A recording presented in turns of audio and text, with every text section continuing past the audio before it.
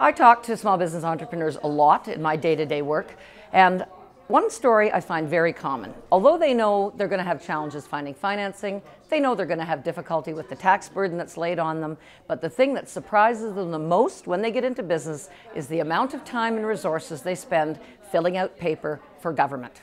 And in these current times when governments are broke, this is an ideal occasion to improve the productivity of our economy by focusing on reducing the red tape and paper burden we impose on all businesses in the economy. And although that burden falls disproportionately hard on the small, medium-sized business sector, because often it's the owner themselves that is filling out all this paper in the middle of the night or whatever, it also will benefit the entire economy. So the benefits go well beyond the small business sector. Now, in terms of regulations, we've noticed that our small business and medium-sized companies over the last 5 to 10 years have gotten a lot more burden in terms of complexity.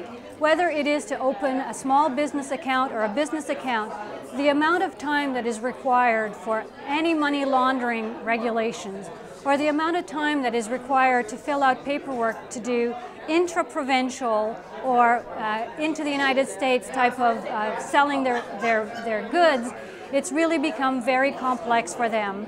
And we would like to see some easing of that complexity, especially on the regulatory front. A couple of areas of particular interest and red tape and all that. One, Canadian mid-size and smaller companies do not use technology as much as they should to grow their business and improve their productivity. Secondly, whether they're in our industry or in all industries, they face a lot of red tape in their dealings with government. So there's a lot of good work going on. We applaud, for example, Canada and Ontario and BC getting together to implement in those provinces a combined value-added retail sales tax that is going to hugely reduce the paper burden on SMEs, as well as being more economically efficient.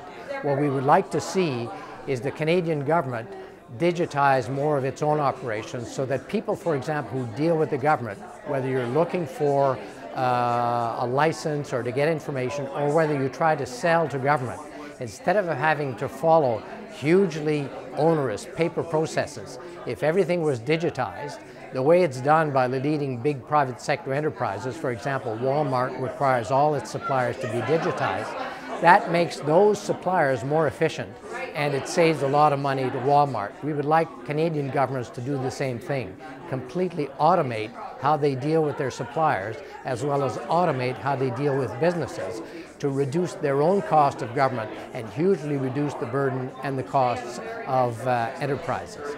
I'd like to say that the Canada Revenue Agency plays an important contribution in determining the quality of life for all Canadians. One of the ways we do this is by ensuring that all taxpayers meet their obligations.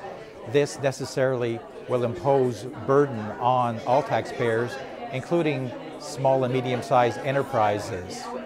One of our key challenges in the Canada Revenue Agency is to keep the burden at a reasonable level while at the same time ensuring compliance for all our programs. You know, SMEs over the years are not just taxpayers in Canada, but they're tax collectors. And in addition to that, there's the huge regulatory burden imposed by federal, provincial, and municipal levels of government. I don't think we've really assessed the impact of all of those burdens, but to be sure, they have impacted negatively on the ability of some of our SMEs to grow and prosper.